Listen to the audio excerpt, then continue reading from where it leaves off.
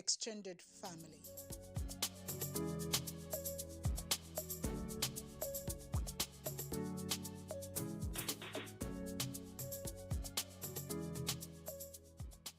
We have the pleasure to be talking with the neck that has made the head to work in the family of Pa William Osi Uchendu, Mrs. Ngozi Uchendu. Welcome, ma'am. It's good to have you with us. Thank you. You look very radiant, beautiful. Glory be to God. The colors suit you so well. Glory be to God.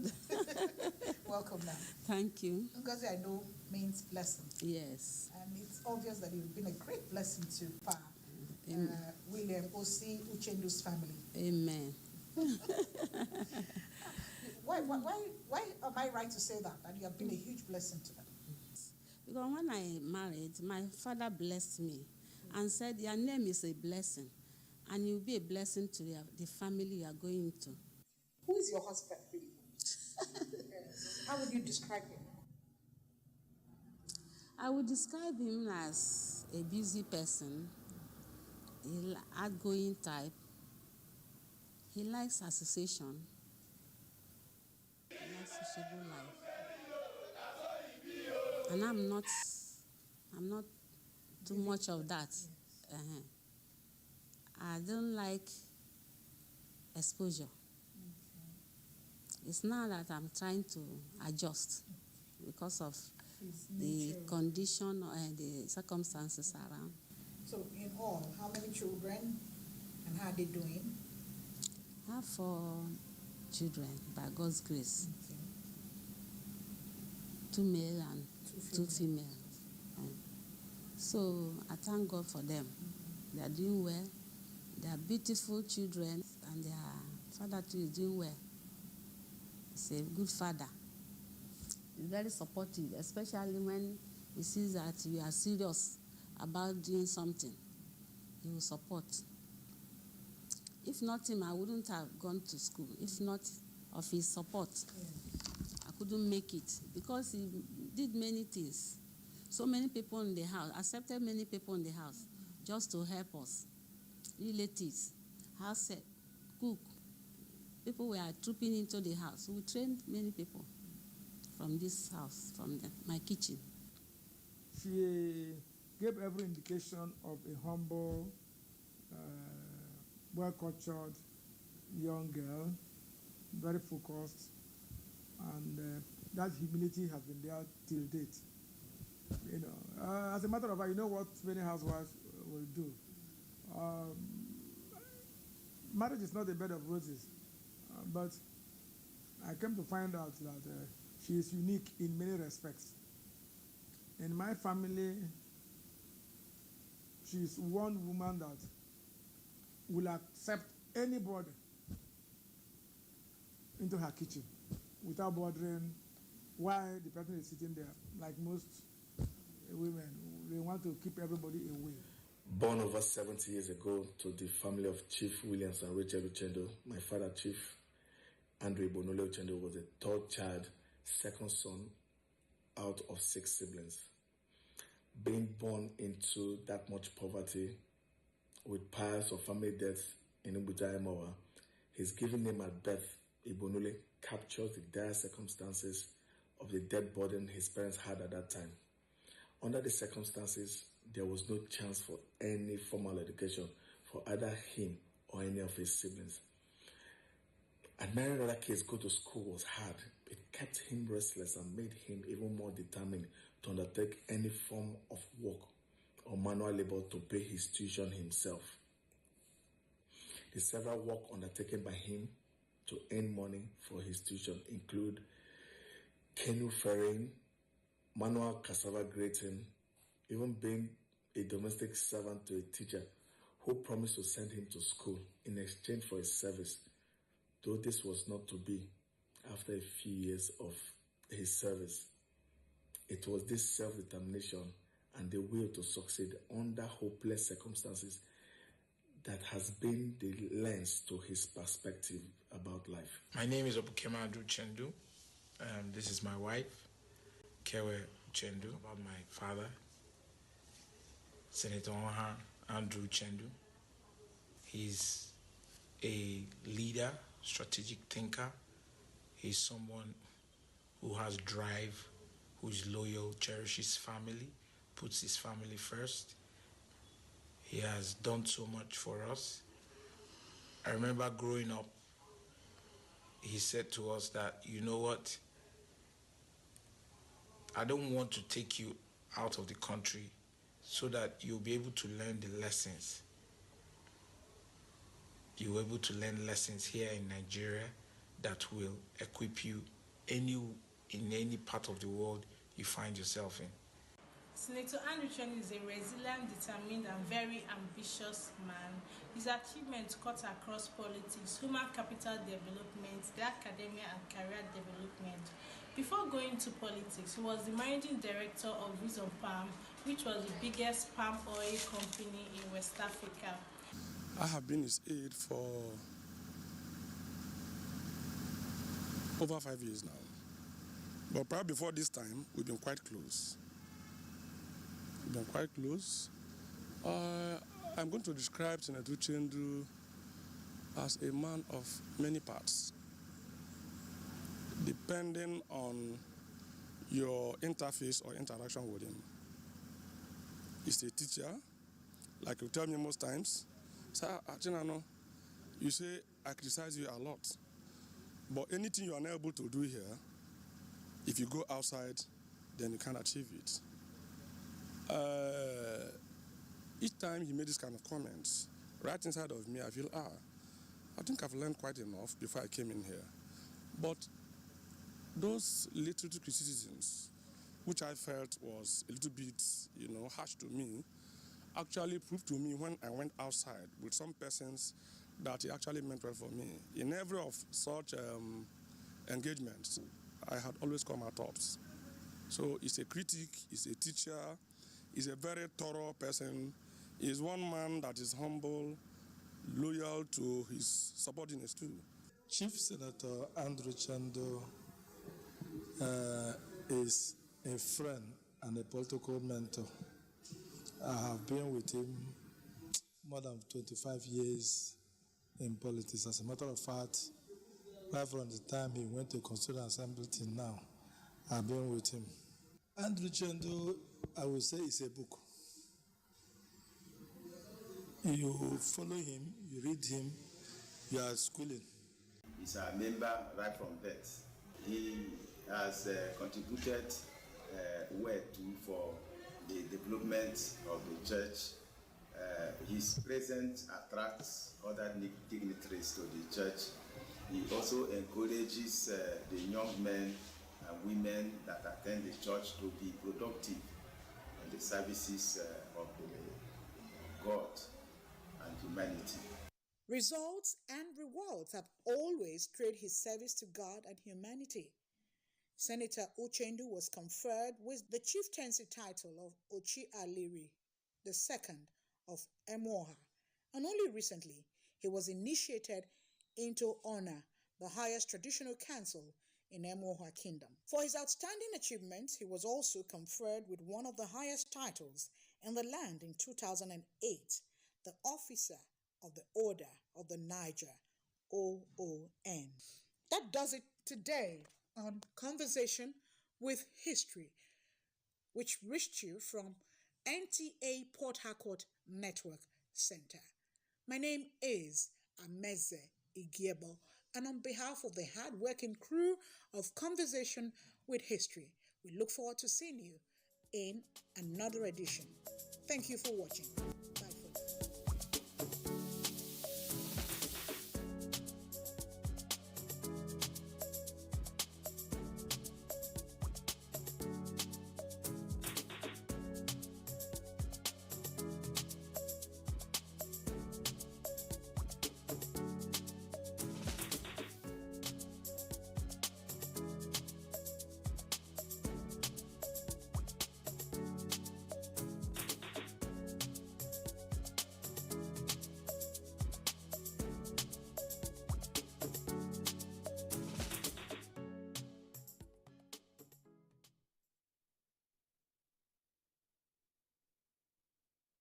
Fellow compatriots, if no single tribe or religion has defeated poverty, then no single tribe or religion can develop Nigeria. The success story of every state and capital is the contribution of every tribe and religion. Our Nigeria no be wazobia. No majorities or minorities. Every tribe and every religion still dey hustle for naira when no get tribe or religion. So, my country people, let's join this movement that says naira no get tribe and use the naira to develop our naira land. Citizens first. Citizens before state of origin. Citizens before your religion. Citizens before your ethnic belonging. For participation, call 0902 739 5555.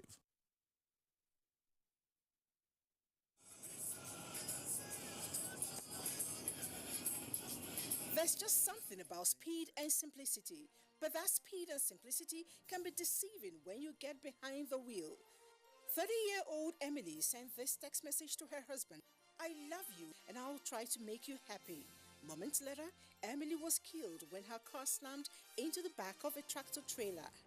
18-year-old Midi was also texting when his car slammed into the back of a truck at 80 miles per hour. His final text was, "Driving and Facebooking is not safe. Ha ha." You probably think that this thing can happen to you. You are not alone. 55% of young adult drivers say that it is easy to text and drive. 3/4 of the same young adults feel that they are really good texting behind the wheels. Reality is, they are all delusional. That quick look at your phone takes longer than you think. 5 seconds are really long. Imagine you're driving on the road and someone suddenly covers your face for 5 quick seconds, like this. You will probably feel very lucky if you didn't crash. But you chose to take your sight off the road just like that anytime you're sending or reading a text. Texting and driving is fast becoming the leading cause of teens' death on the road world over, surpassing even drinking and driving. But if you think dying in a car crash is the worst thing that happened to you, I tell you it is not. You can survive after you've killed someone else. Imagine spending the rest of your life knowing you killed someone just because of a text message. Now imagine going to jail just because of text message. Still think it will never happen to you? Still think you're the special one? There are so many that have been found guilty of texting while driving. But you can make a difference, just like so many young people have vowed not to text and drive. Leave your cell phone alone while driving. If you must send a text message, pull off the road into a parking lot or anywhere that is safe. No text is so important that it should cost your life or the life of someone else. You are not different. You are not special. You're just another accident waiting to happen if you do not desist from texting and driving. So, don't text and drive.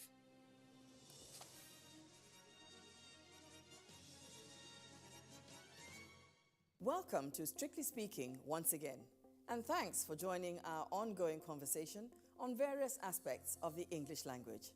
Social media has influenced the use of English language in terms of writing and speaking that art. But you must understand that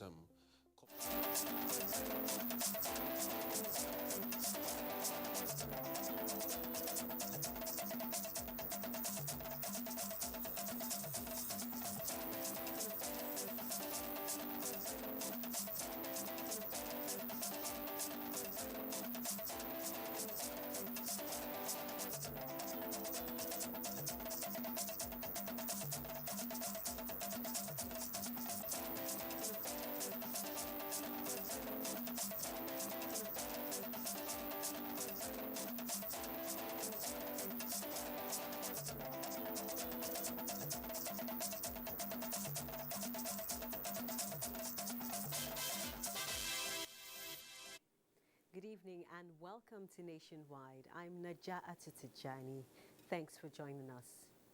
2 persons feared dead and goods worth millions of naira destroyed in a petrol tanker fire which occurred in the early hours of Sunday at the railway crossing axis of Lafenwa Market in Abeokuta, Ogun State. Lukman Adefeso's report is here presented. Eyewitnesses accounts say the explosion occurred when the fully loaded petroleum tanker fell while navigating the Lafenwa Ayitoro Bend, spilling its contents on the road. Some residents of the area, including hoodlums, took advantage of the spilled content to scoop fuel while making rescue operations difficult for emergency responders.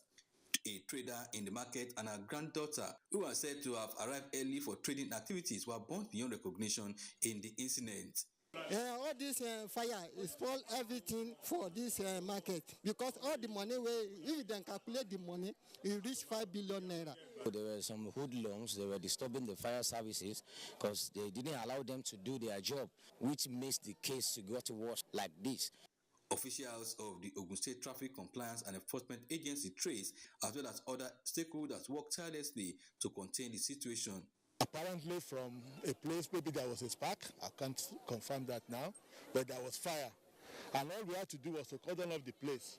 First, to ensure that miscreants did not take advantage of the situation. We've cordoned off the road. Don't know what happened, maybe scooping or whatever.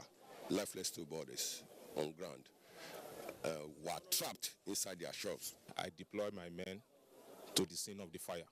Unfortunately, the hoodlum did not allow us to perform our duty. So they attacked our vehicle. The vehicle has already been damaged.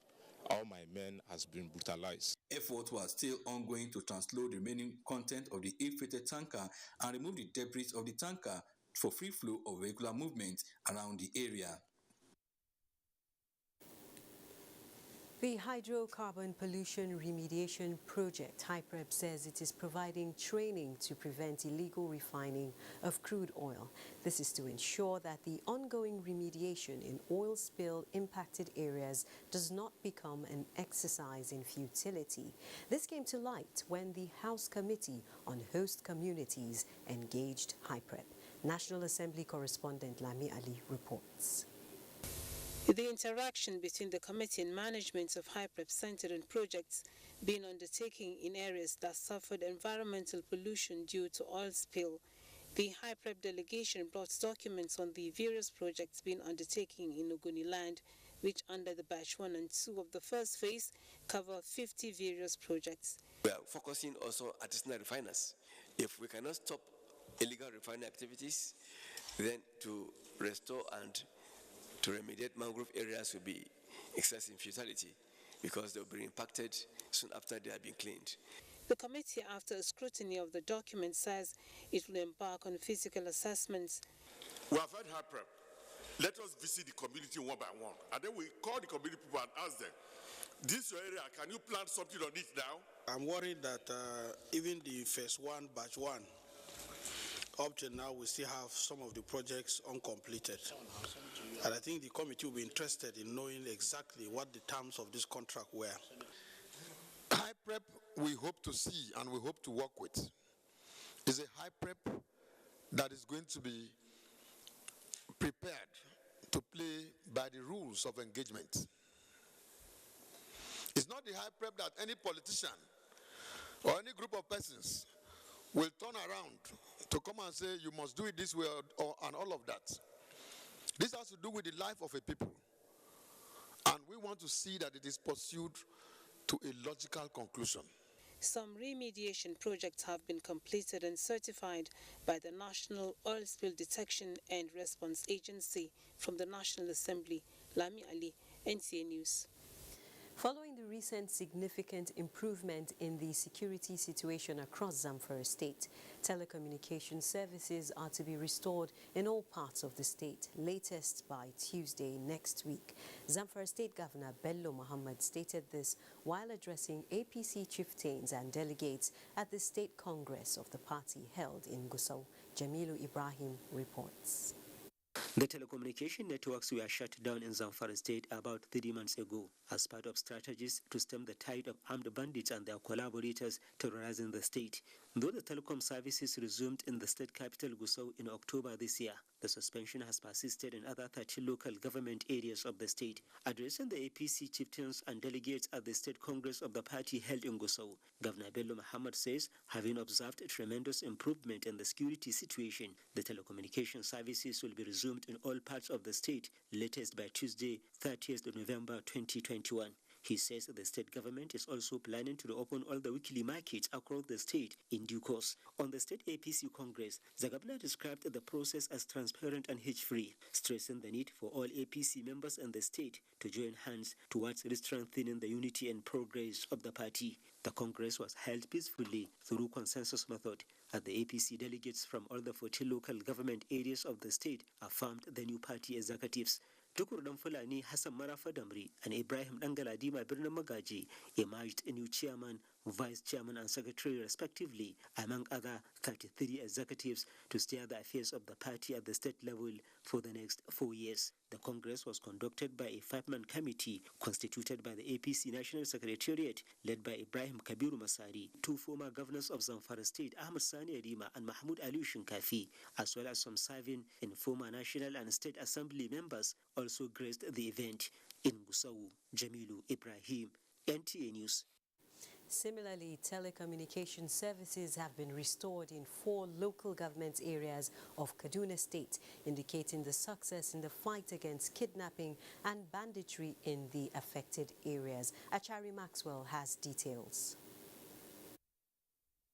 Inhabitants of these local government areas have been contending with lack of telecommunication services as a result of government's decision to impose such measures to curtail kidnapping and banditry in the areas. Briefing journalists on the reasons for the restoration of telecommunication services, the State Commissioner of Internal Security and Home Affairs, Samuel Arwan, said the suspension of mobile networks helped in disseminating kidnappers and bandits. He said security situation has significantly improved, hence the need for government to heed to security advice to restore the services. The prolonged application of this measure was always out of the question due to its impact on the legitimate activities of citizens and businesses. Residents are advised that the restoration of full services in the affected areas may unfold over a few days as the service providers mobilize to power and boost their transmission systems accordingly. He said other measures put in place, such as ban on movement of motorcycles, operation of weekly markets, and cutting down of firewood is still in place. We are also appealing to you to look at the circumstances, to look at the situation that we have found ourselves. This is not a problem that is applicable to Kaduna State alone. No, this is a problem, it's a national problem. But if you look at what we are doing here in Kaduna, you will agree with us that we are doing our best. Samuel Arwan urged people in the state to continue to support security agencies with relevant information that will assist in addressing security concerns. In Kaduna, Achari Maxwell, NTA News. Kaduna State government is embarking on the construction of a multi-billion naira inter-switch road in the state capital. Governor Aminu Bello Masari, who flagged off the construction work, says provision of infrastructure remains the priority of his administration's restoration agenda in the state. Awal Haliru reports.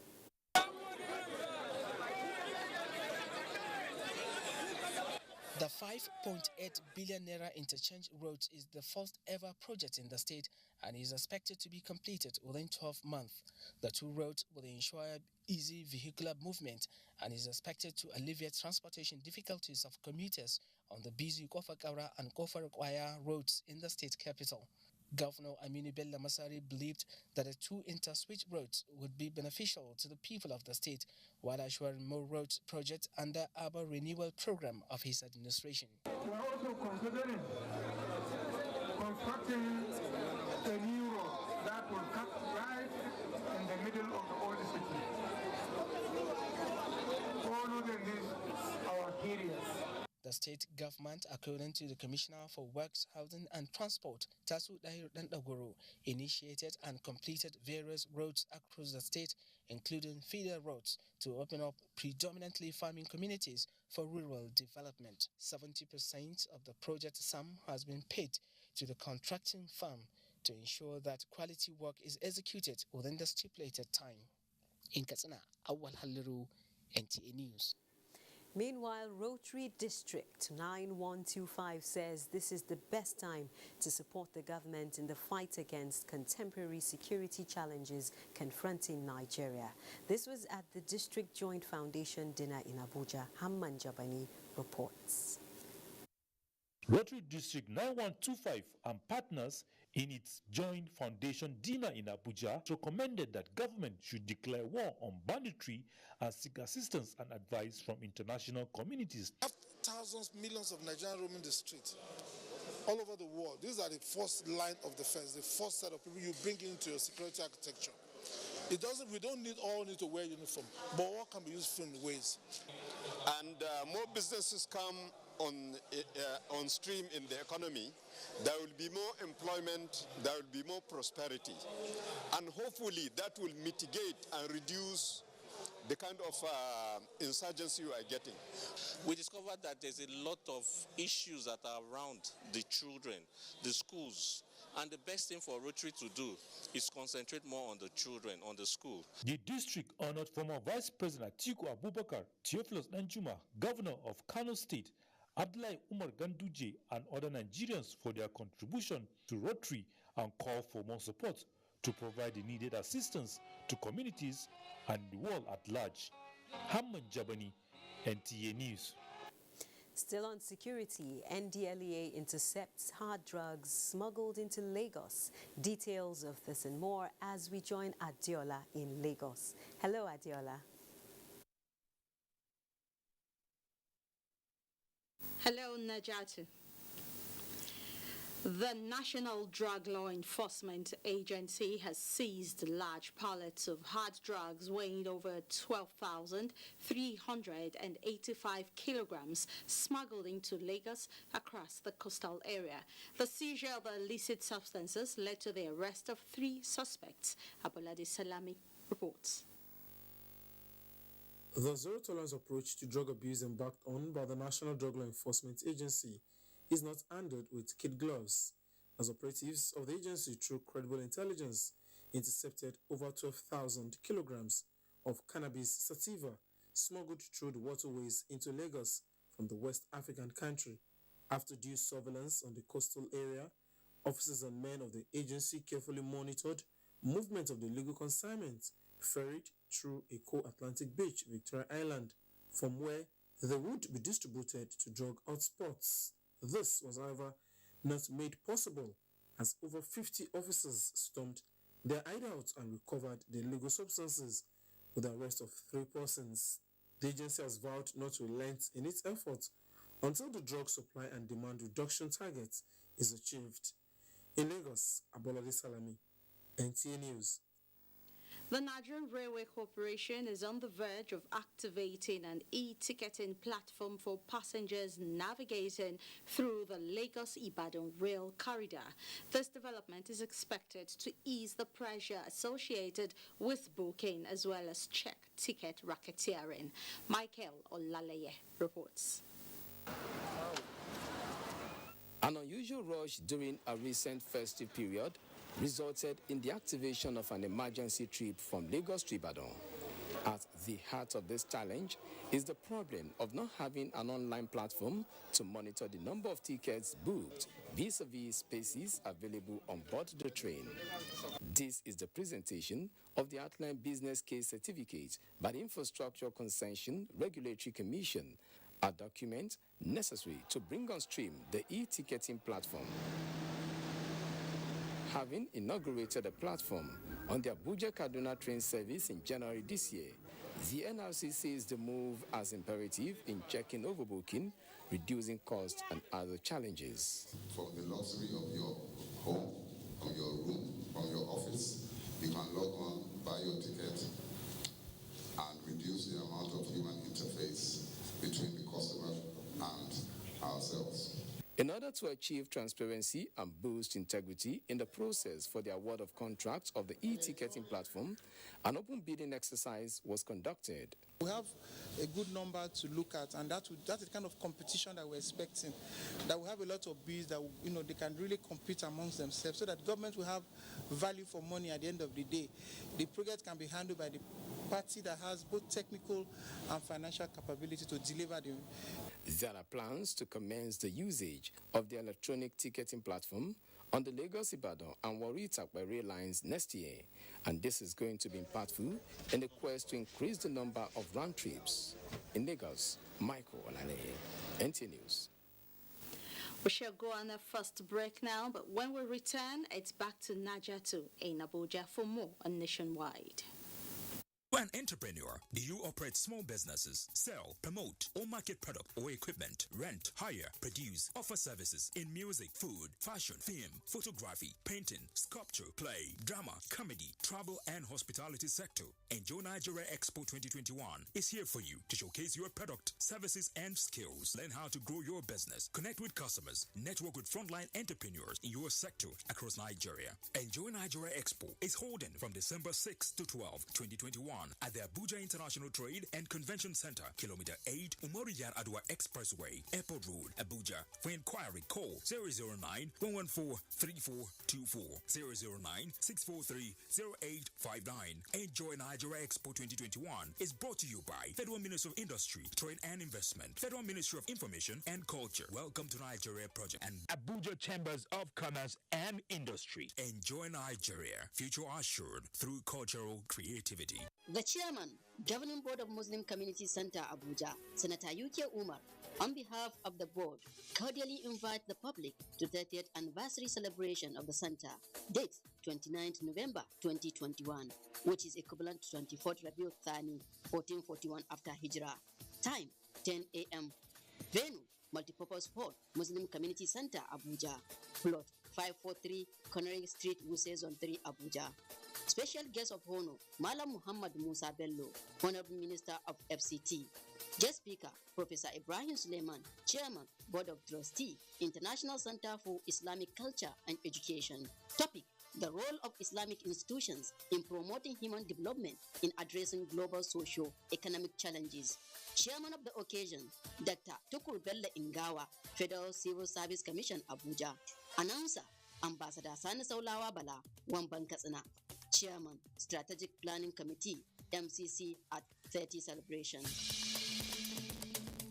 Nigerian youths are about the greatest assets the country has at the moment. It is therefore not surprising that the administration of President Muhammadu Buhari is strategically responding to the yearnings of the youth through multiple projects and programs. Youth Entrepreneurship Support Years by Bank of Industry, the Youth Investment Fund by the CBN, and several other conditional cash transfer programs. Recruitment of 774,000 social workers, majority of whom are youths, and so many other projects that are beneficial to youths directly or indirectly.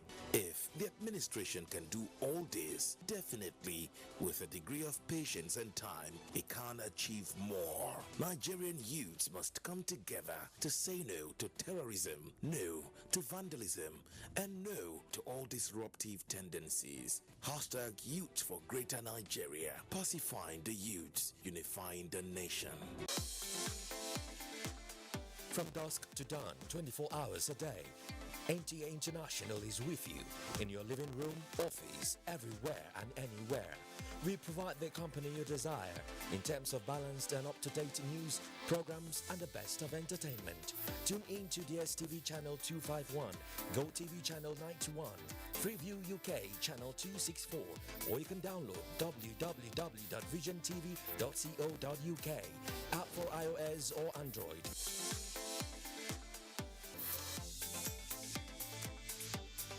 You can also see us on Facebook and YouTube for quality content on the go. NTA International, Africa's window to the world.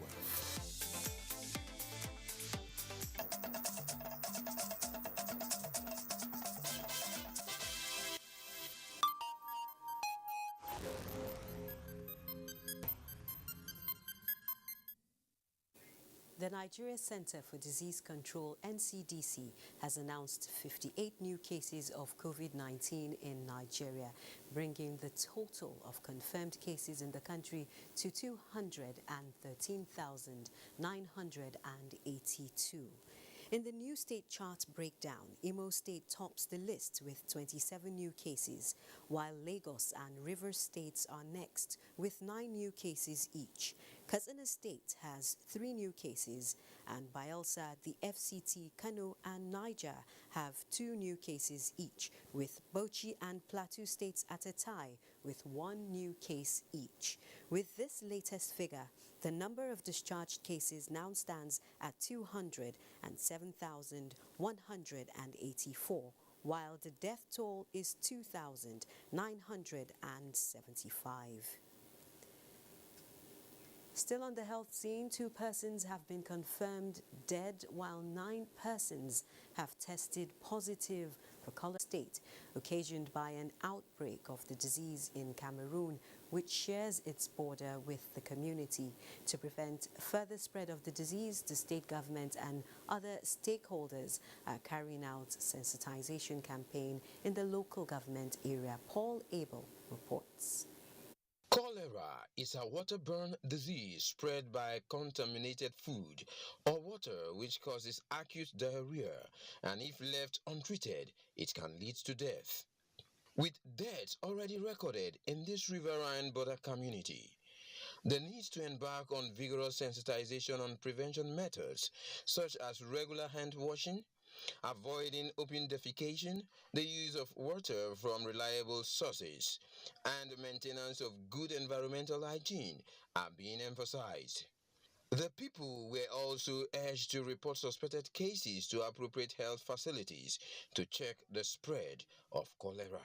For the last 2 weeks, we have been going around Bakassi, carrying out surveillance. So far, we've been able to get about 9 cases. Some of them tested positive to RDT, and then the others, when we went on further investigation, still turned out positive. We've lost about 2 of them presently, and we're hopeful that we don't lose anyone else to cholera.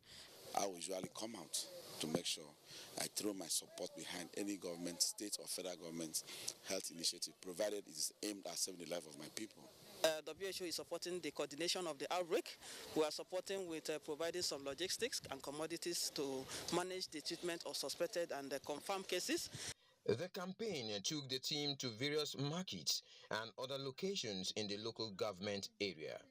From Ekang, Bakassi local government area of Cross River State, I am Paul Abel, NTA News. Thank you, Paul. Meanwhile, facts surrounding a newspaper publication alleging the death of 205 animals resulting from starvation at the Imo State Zoological Garden are beginning to emerge. Chubuke Chukwu, who visited the zoo on a fact-finding mission, brings us details. Imo State Zoological Gardens was established in 1976 and sits on 10 hectares of reserved forest, which houses a variety of animals. Recently, however, a publication on the zoo went viral with stories alleging neglect by the Imo State government, which, according to the writer, resulted in the death of over 250 animals due to starvation. This prompted a visit by the NTA News to the zoo, led by the Commissioner for Tourism, Culture and Creative Arts, Uche Ohe. The commissioner, who was obviously displeased with the publication, described the allegation raised as false. It was when I went to the zoo that I found that there had been some swine flu of some sort that affected some of our pigs. But these are domestic animals kept for feeding the animals in the zoo. These are 2 different things we're talking about. As for the animals in the zoo, well, unless an animal dies a natural death or something happens, but as for the kind of impression created by those publications, it's nowhere near the truth at all. The Imo State government is really trying to feed the lion here. We have up to 28 goats by November 2021. So we use those goats to feed the lions. The state government has assured that the road to the zoo, which suffered an ecological problem, is receiving attention. In Owerri, Chukwu Bige Chukwu, NTA News. Nationwide continues in our Sokoto Network Center with Nana. It's over to you, Nana.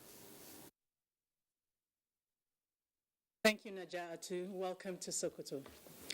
Governor Aminu Waziri Tambol has called on the federal and state governments to work towards addressing the challenges of medical tourism and brain drain among medical personnel in the country. Tambol made the call while receiving the leadership of the Medical and Dental Council of Nigeria on a courtesy visit at Government House, Sokoto. Dalhatu Abdullahi has the report. The leadership of the Medical and Dental Council of Nigeria is in Sokoto to assess the conduct of the medical and dental examinations hosted for the first time by the Usman Danfodio University Teaching Hospital, Sokoto. 856 medical and dental candidates came to Sokoto from across the country to participate in the professional examinations. While extolling the proper hosting of the examination by the Usman Danfodio University Teaching Hospital, Sokoto, Chairman of the Medical and Dental Council of Nigeria, Professor Abba Wazir Hassan, expressed concern on the rate of medical tourism and brain drain in the country. Because of lack of functional equipment and poor condition of service, there is issue of differential payment between doctors in states and that of the federal service, resulting in internal brain drain. He added that the council will soon establish its zonal office in Sokoto and requests for the support of state government to accomplish the plan.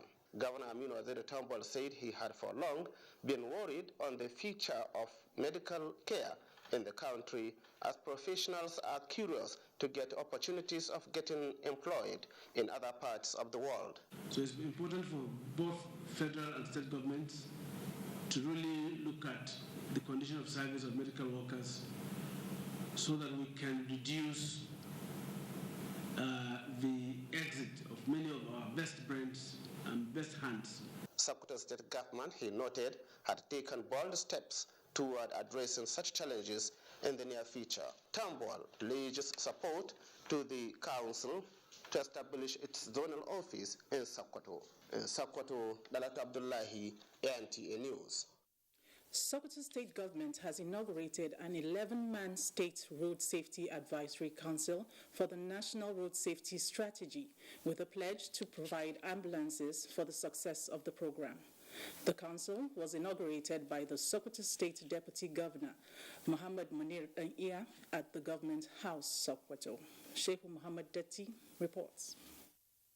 The State Council is to be chaired by Sokoto State Deputy Governor Munir Muhammad Iya, with State Commissioners of Health, Works and Transport, Environment, Justice, and Sector Commander, Federal Road Safety Corps, as well as Commissioner of Police, among others, as members. It is aimed at setting up the state road safety strategy to coordinate between the state and local governments in achieving the target, as well as to ensure state representation at the National Working Group, among other responsibilities for the successful implementation of the program at the national level. The action to the increase of incidents of road trafficking crashes being recorded day in, day out.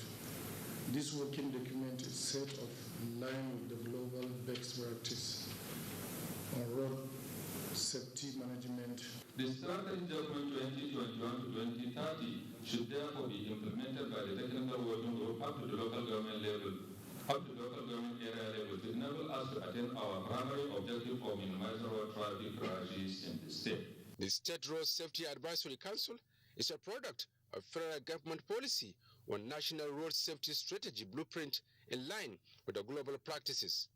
It is expected to be implemented within the period of 10 years from 2021 to 2030 across the country. In Sokoto, Sheikh Muhammad Detti, NTA News. Well, that's it for us here in Sokoto. Nationwide continues with Najatu in Abuja. Thank you. Thank you, Nana. To education matters now, Borno State Government has inaugurated the 30-classroom government technical secondary school at Wuyo Village in Bayo local government area of the state. Governor Babagana Umar Zulum inaugurated the institution with assurance of sustaining such projects across Borno State. Mohammed Goni reports. Technical Secondary School Wuyo is one of the numerous technical institutions built across the state as part of efforts to create jobs for the teeming youth Bicycles were also provided to the students from the surrounding villages to ensure punctuality in line with rural access to school policy, in addition to science and technical related textbooks given to them. Students of the institution who received textbooks and bicycles expressed gratitude to the state government for the gesture extended to them.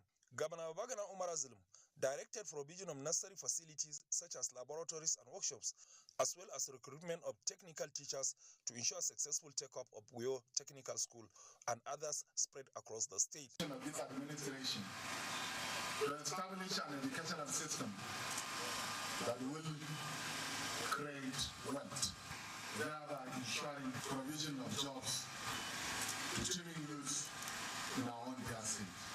Commissioner for Education Lawan Abawo Kilbe, who highlighted the giant strides made in the education sector in the last 2 years, expressed commitment to providing quality education, urging the students to utilize the facilities to achieve the purpose intended.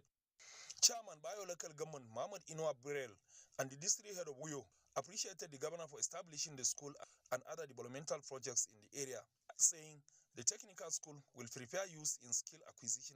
Governor Zulum also visited Tahfizul Quran Islamic School, built by the present administration on land provided by Jibwis, a newly built residence of district head of Uyo. In Briel, headquarters of Bayo Local Government, Professor Zulum assured to renovate General Hospital Briel, provide solar power, and deploy more medical staff. He also inspected the newly renovated residence of the district head of Briel, where the governor also directed construction of area court complex and Juma Mosque, and further assured residents of more dividends of democracy. From Briel headquarters of Bayo Local Government, Mahmoud Goni, NTA. Still on development at a regional level, levies by member states still account for about 70% of ECOWAS funds. One of the reasons the regional bloc is appealing to member countries to meet their financial obligations for activities to keep running smoothly. And at a meeting of the ECOWAS Administration and Finance Committee in Abuja, the body also pledged improved support to member countries for COVID-19 recovery in 2021. Kelvin Ewunai reports. Committee members from member countries evaluated the implementation of the 2021 ECOWAS budget with specific reference to the impact of the various post-COVID-19 support initiatives to member countries. The result, that there is the need to scale up the interventions but raise concerns over the delay in meeting financial obligations by some member countries. The current management has done all the work for establishing the right legal regulatory frameworks and procedures for our community institutions. The meeting also considered the 2022 budget of ECOWAS, which the Vice President of the regional bloc, Finda Koroma, noted will focus essentially on sustaining the progress recorded in developmental initiatives across the sub-region, with firm target of the ECOWAS Vision 2050 in sight. Our private sector is becoming more engaged and is receiving significant support in advancing economic development and integration for our region, especially in the context of the African Continental Free Trade Area, AFCFTA. The meeting of the ECOWAS Administration and Finance Committee was the 30th in the series. In Abuja, Kelvin Ewunwaye, NTA News. The Federal Capital Territory Administration says arrangements have been concluded to hold the Zuma Film Festival in April 2022. FCTA Permanent Secretary Olushade Adeshola made this known after signing a Memorandum of Understanding with the Nigerian Film Corporation in Abuja. Ifeanyi Izumba reports. Permanent Secretary, Federal Capital Territory Administration, Olushade Adeshola, revealed that the administration had accommodated the hosting of the festival in its 2022 budget and had resolved to making it historic, adding that the administration was partnering with the corporation to organize the festival as it had the potential of marketing the nation's capital and attracting investments. One of the landmark accomplishments of today's event is that we are establishing a horizontal relationship, a partnership with the sister agency, the Nigeria Film Village, for the hosting of the Zuma Film Festival. Managing Director Director, Nigerian Film Corporation, Chidia Madwekwe, said Abuja was carefully selected to host the festival to showcase the beauty and economic potential of the city to the international community. To expand the huge export potential of Nigeria, above all, it will also promote FCT and Nigeria as film and a tourism destination in Africa. The managing director also revealed that the Film Corporation intends to escalate the conversation of establishing a film entrepreneurial hub in their city. In Abuja, Ifani Isumba, NT News. More countries are recording the outbreak of the new Omicron COVID-19 variant, while others have started enforcing necessary restrictions. Charles Alpha reports.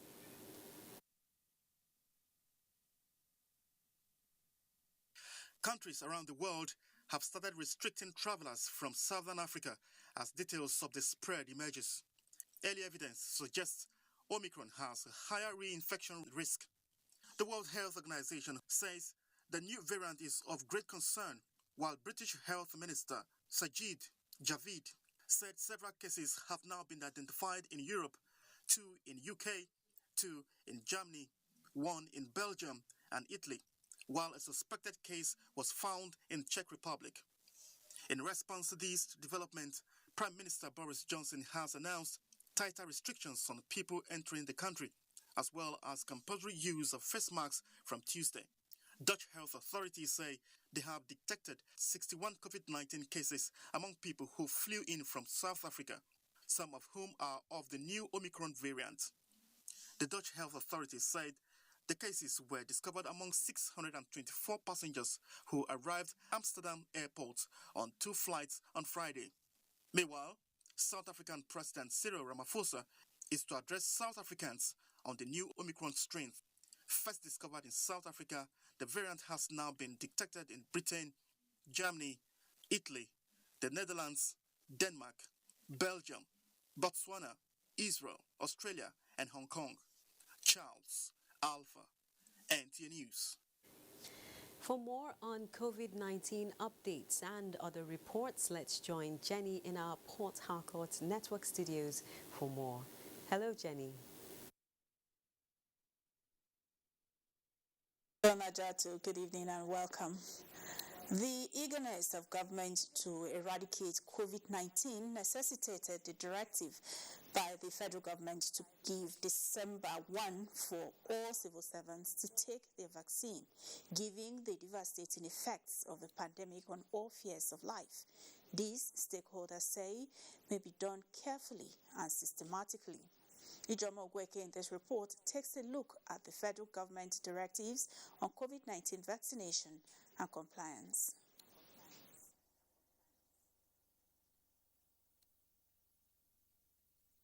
Nigeria is taking a cue from other countries of the world in engaging different sections of the populace to establish the safety and effectiveness of the COVID-19 vaccine. As expected, the directive has been generating debates and controversies, with some concerned citizens advocating that Nigeria should seek ways to convince the citizenry on the merits of the COVID-19 vaccination while making the vaccines available. I have taken the first one. The second one, I would have taken the last two, but it's not available. I went to teaching hospital, it's not available. I'm not against people taking it, but let them take it out of conviction. The government needs to educate people on the vaccinated. As the ultimatum for all civil servants to receive the COVID-19 vaccine draws nearer, vaccination centers in Rivers State are receiving progressive reports, while there are fears that some are likely to cut corners in order not to be shut out of their offices. The fact is, once you get your card and you're vaccinated, at the gate, you ought to have a machine, a scanner. Even on your phone, you can use a barcode to scan to show that you've taken. While the mass COVID-19 vaccination campaign is on in different quarters, emphasis has been placed on compliance, enlightenment, and availability of the vaccines. In Port Harcourt, Ijomo Gweke, NTA News. has challenged the Nigerian Orthopedic Association to come up with scientific procedures to reduce pains experienced by older people who undergo surgery. Paul Abel reports. With the theme, The Burden of Geriatric Trauma, different scientific papers, a symposium, and abstracts dwelt on bone issues, causes, trauma, treatment, among others. What is the basis for existence if at old age pain comes too much? And as I speak, it reflects on my mother and my dad in their old age. And I begin to fear if I have to get to that 80, 85, when my muscle begins to fail me, my bones begin to fail me. And why would you, as orthopedic surgeons, limit yourself to the current practice? After all, it is calcium and phosphates. Governor Ayade was commended, recognized, and decorated by the association for his several achievements in developing the state despite its slim financial resources. In Calabar, Paul Abel, NTA News. Nationwide will continue after the break with Najatu in Abuja. For example, has succeeded a great deal in sensitization during the pandemic, and we have found the community mobilization officers most effective in the sensitization and in the advocacy campaigns, creating awareness on the coronavirus pandemic. We have done this through the production of jingles, which were very widely distributed in different languages, in English, in Hausa, in Yoruba, in Igbo, in Tiv, in Igala, in Kanuri, in Fulfulde, in Ijo, in Isoko, in Bini, in talk of any other language you can think of. We had translated sensitization messages. Arise, O Nigerians. Let's applaud the courage of Flight Lieutenant Abayomi Dairo, aka the Aggressor, for his skillful and dogged escape from the bloodthirsty bandits in the forest of Zamfara State. 3 hearty cheers also to all military and security personnel who are tirelessly protecting fellow Nigerians from insurgency and banditry while maintaining peace and order. Nigerians are proud of Abayomi Dairo and all our gallant men and women in uniform for sacrificing so much to keep us safe. We admire your courage and we say thank you. God bless the armed forces. God bless Nigeria.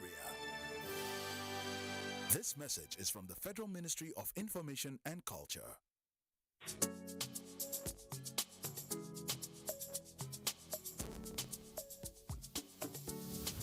History is history, so either you know it or you don't. My advice to the younger generation is that they should learn from what we have started and what we have left. I did things that ordinarily I should not have been doing. What that meant was that I was working hard.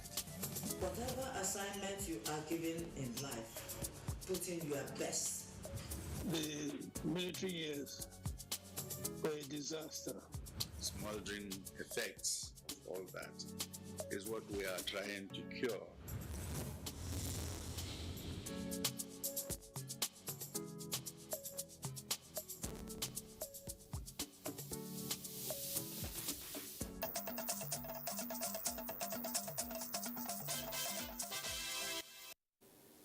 It's nice to know you're still watching Nationwide, and we're talking party matters now.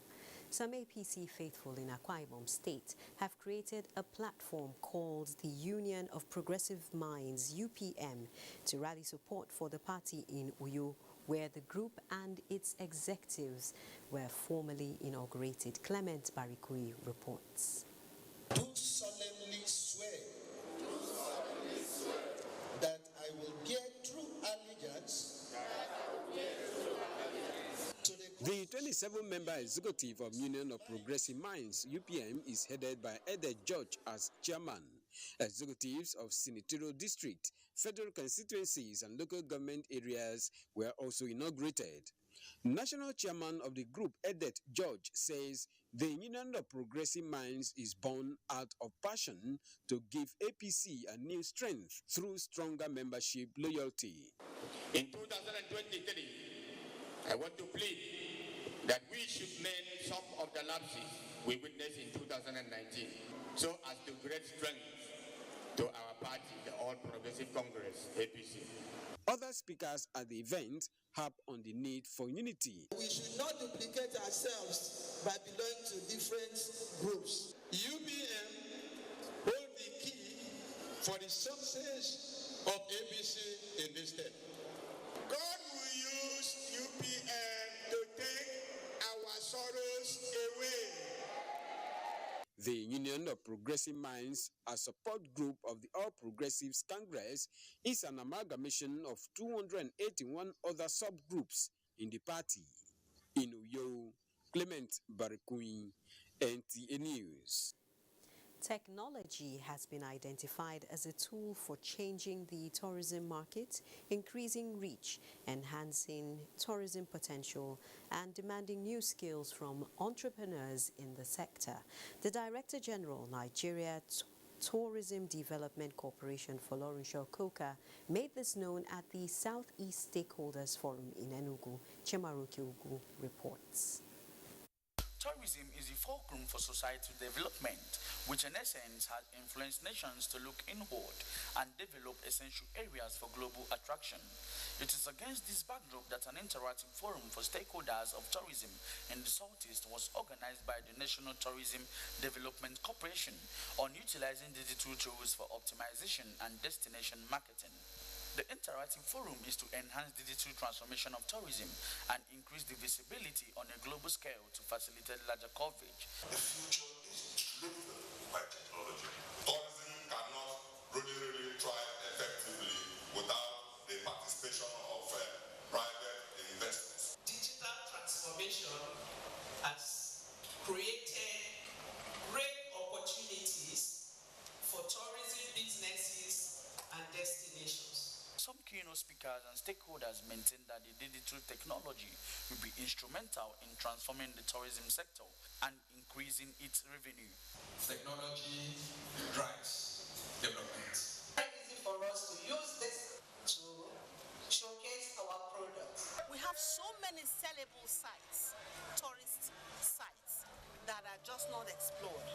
Nigeria can make a whole lot of money. The Director General of the corporation was conferred the chieftaincy title of Eni Ndibo by the Traditional Rulers Council of the Southeast. In Enugu, Chimaroke Ugu, NTA News. The ongoing construction work at the second Niger Bridge has reached advanced stage. Austin Edemodu brings us the latest on the project and its socio-economic impact. The existing Niger Bridge, a magnificent infrastructure that has over the decades bridged the socio-economic gap from the northern to the southern region of the country. The increasing volume of vehicular traffic on the bridge results in loss of man-hours and setback to the free flow of goods and services. People consider the amount of time you spend along the road because of traffic. At times you spend 3-4 hours just to get from Asaba to Onitsha. So it discourages people. On a rescue mission is the second Niger Bridge under construction, an iconic infrastructure of national integration and regional connectivity to further advance the economy of the eastern region and beyond. So the socio-economic importance of it will boost, in fact, it will almost double the GDP of the two regions in the country, the southwest and the southeast. The controller of works, Anambra State, Adeyemo Ajani, says 1.5 kilometers of the entire 1.6 kilometers of the main bridge has been achieved.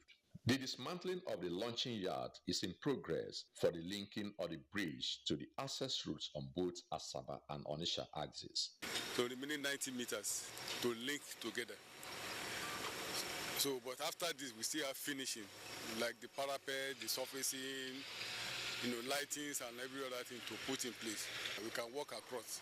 From the Asaba end, the access road stretching 3 kilometers has been completed, The 16 booth store plaza and other ancillary buildings and facilities are at advanced stages of completion. The volume of traffic at the Obosi interchange stems from the ongoing construction work, which is being hastened to ensure that commuters in no distant time enjoy free flow of traffic. From all indications, there are high level of optimism that the 2022 delivery target of the entire Second Niger Bridge will be a dream come true. I'm Austin Edemodo, NTA News. The federal government, in collaboration with Akwa Ibom State Government, has opened a poultry center in Uyo to improve livestock farming and poultry management for healthy consumption. Evelyn Badu Ekpo reports that the poultry market will also serve as a training ground for professionals in poultry farming. The groundbreaking ceremony for the Live Bird Center is a project of the federal government to enhance bird farming in Nigeria. Akwa Ibom State, which has been championing the cause of increased food and animal production, is one out of the 6 states in the 6 geopolitical zones chosen for the project. Commending the federal government for citing the project in Akwa Ibom State, the Commissioner for Agriculture, Dr. Glory Edet, renewed state government's commitment to take agriculture to an enviable height. So I want to appreciate the Federal Ministry of Agriculture and Rural Development. It is only in Akwa Ibom State that you see the governor assist all categories of farmers. The program, which is an annual initiative of the federal government with the Federal Department of Veterinary Services and Pest Control, is targeting improved life care and control of emerging diseases in bird farming. The base that we sell in our live bird market will be found to be fit for consumption. And all other protocol will be observed there to make sure that we don't have disease outbreak. Of course, why we have specifically a live bird market is to control the dreadful disease we had since 2006, avian flu. The live bird market, on completion, will also serve as a training ground for professional live bird processing. In Uyo, Evelyn Badu Ekpo, NTA News. And from poultry farming, we head to sports with updates with Olalekon Kiajulu.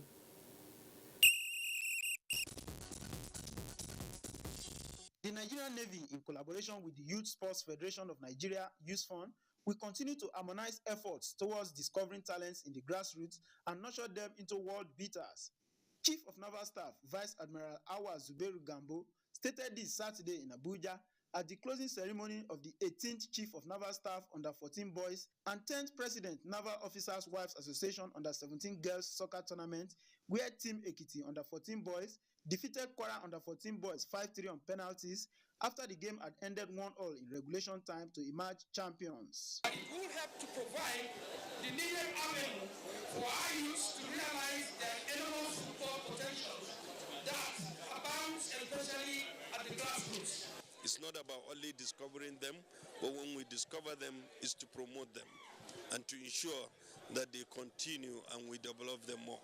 To grassroots football, Suleja Emirate Cup football competition has bounced back with a new outlook after a 10-year hiatus, as Super Lions flagged off the opening ceremony of this year's edition with a 2-0 victory over Gamji Academy in Suleja.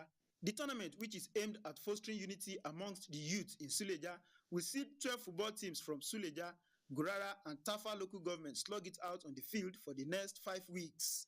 We need to find one way or the other of engaging them, doing one thing or the other. And sport is a unifying factor. We expect many more people, other people should copy from us. In table tennis, Nigeria's Aruna Quadri is out of the 2021 ITTF World Table Tennis Championships after losing by 4 sets to 2, 13-11, 11-8, 2-11, 11-4, 12-14, and 11-7 to Sweden's Troels Morgard in the quarterfinals. Quadri have earlier on Thursday defeated another Sweden's Christian Carlsen by 4 sets to 3 to become the first Nigerian player from Africa to feature in the last 8 at the World Table Tennis Championships. With sports updates, Olalekan Kilajolu, NTA News. Thank you, Olalekon Kilajolu. Sports Update concludes nationwide this beautiful Sunday. Do remember to keep supporting the NTA in its campaign against rape and rapists. And remember, there's a new COVID-19 variant, so be vigilant. I'm Naja Atutujani. Thanks for watching.